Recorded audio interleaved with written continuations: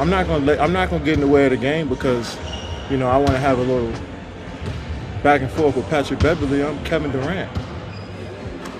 You know who I am. Y'all know who I am. What's up, guys? It's Nathan, and today I am going to bring you my last build of NBA 2K25. Now, this is for the people who are perhaps sticking around, maybe aren't getting 2K26 till Christmas, later in the year. This build assumes you will have 18 cap breakers once you get up to level 40 of this season. So let's get right into it. It's going to be a 6'10 power forward, weight of 216 pounds, wingspan of 6'10. Now, you could also make this a small forward and make it more of like a younger Kevin Durant, and this helps you not get put at center, places like random rec. But there we go. And we are, of course, going to start with the shooting. Mid-range, we're going to go all the way up to an 88. And this is where we're going to put 5 cap breakers to go up to 93 mid-range. And with those cap breakers, we're going to get Shifty Shooter all the way up to gold eventually. We're going to get Deadeye up to gold as well. Set Shot Specialist will be Hall of Fame. And once we put up our post control, Post Fade Phenom will be all the way up to Hall of Fame as well. So you get a lot of very good shooting badges. The 3-pointer we're going to put up to an 83, so we unlock that limitless range at bronze. Kevin Durant can definitely shoot from further beyond. He just doesn't do it super often. Plus, at 6'10", you really can't get any better shooting than this. I believe this one only goes up to an 86 with minimum wingspan. So this is as good as we can get with the limitless range. And then free throw, we're just going to max this all the way out, actually. Kevin Durant was not a 94 free throw shooter.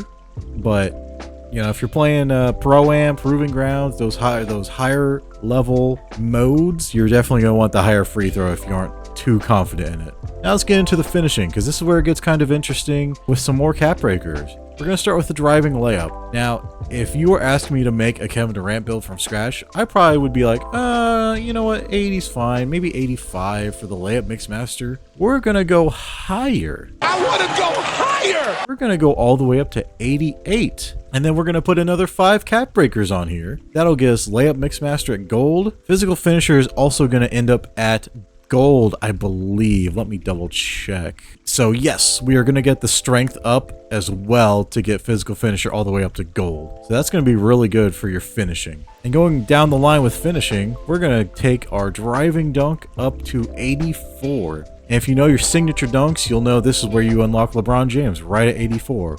And this is nice, but we're also going to put 3 more cap breakers here to get up to 87. Eventually we'll get posterizer up to silver along with the vertical that we'll need. Aerial Wizard is also going to end up at Hall of Fame, so that's fun.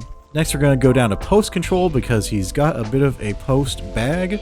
Going to go all the way up to 84. And as you see with the first badge in tier 1 there, Post Fade Phenom is already up to gold, but with the cap breakers and mid-range, we're going to get it all the way up to Hall of Fame. And just to round out the finishing, standing dunk is going to get up to 60.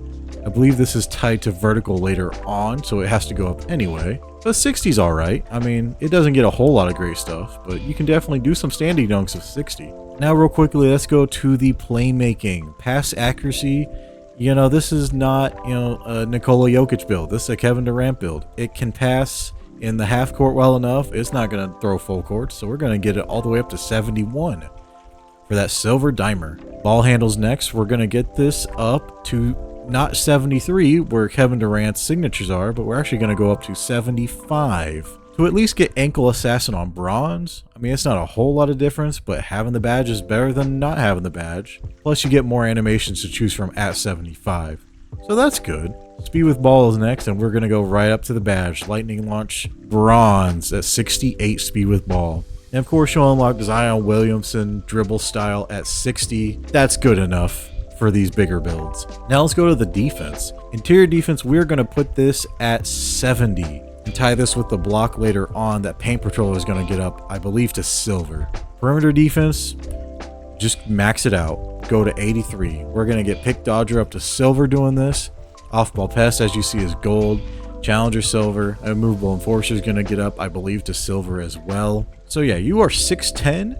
If you put a hand up and play defense, you should be able to contest some shots. Now, the way this game has worked this year, it's a little iffy, but in theory, you should. Steel, we're going to put up to 67 to get interceptor and glove on bronze. And block is actually the final thing we're going to put cap breakers on. We're going to put this up to 83, which as you see unlocks nothing right now, but that's where you're going to put the final 5 cap breakers into this build. You're going to end up with high flying denier at gold, a pogo stick will be silver, paint patroller will also be silver. So you're no slouch on defense. As long as you can get to your spots, which you should be able to with the physicals coming up soon, you should definitely be able to make this work. Rebounding. Now you don't think of Kevin Durant as a rebounder necessarily, but he does average about 7 or 8 a season. We're going to put the offensive rebound all the way up to 80, and the defensive rebound is going to be up to 70. At 70, you unlock another animation threshold, which is not listed on the screen anywhere. But at 70, you unlock the second best set of rebounding animations. And since you're playing power forward, small forward, center sometimes, you're usually going to be a secondary rebounder on this build. And you're going to be able to help out a lot as long as you get in the right position and you got an eye for these rebounds. Speed and agility, just max these out. Boop. Your pick dodger gets up to silver with this. And then shifty shooter, you're going to have the ability to unlock this at gold once you put the cap breakers on. And at shifty shooter gold, you're actually going to unlock a green window for those moving shots. So that is really good, really nice this year. Because if we learned anything this year, it's that you need to take all the guarantees that you can. With all the RNG that's been in this year, take this one. Strength, we're going to put up to 75, which doesn't unlock anything right now, but as we said earlier, that physical finisher is going to get up to gold with those cap breakers. Finally, max out the vert at 80. You're going to get Area Wizard Hall of Fame doing this, and then you're also going to get High Flying Denier on gold once you get those cap breakers on block. So that is all for this build. All in all, put 5 on driving layup, 3 on driving dunk, 5 on mid-range shot, and 5 on block. That is a total of 18 cap breakers, which if you are at least veteran 2 and make it to level 40 this season, you should be able to get no problem. Takeovers you got unlocked right now, it's not very many. As of this selection, I would probably recommend Make It Rain. That's a good one. It boosts your mid-range shot, your 3-point shot, and your speed, and you get the takeover ability of Marksman, which helps you shoot your standstills. As far as ones you will be able to get later on, the one I would recommend is Slice. This will boost your driving dunk, speed, and agility. Physicals are probably the best thing to up with the takeovers this year. If you get it maxed out, you're going to have a 6'10 build that's got 86 speed and 82 agility. I don't think I need to say any more than that. I mean, that's just insane. And if you make this correctly, you're going to get shades of Rashard Lewis, Kevin Durant, and Keegan Murray.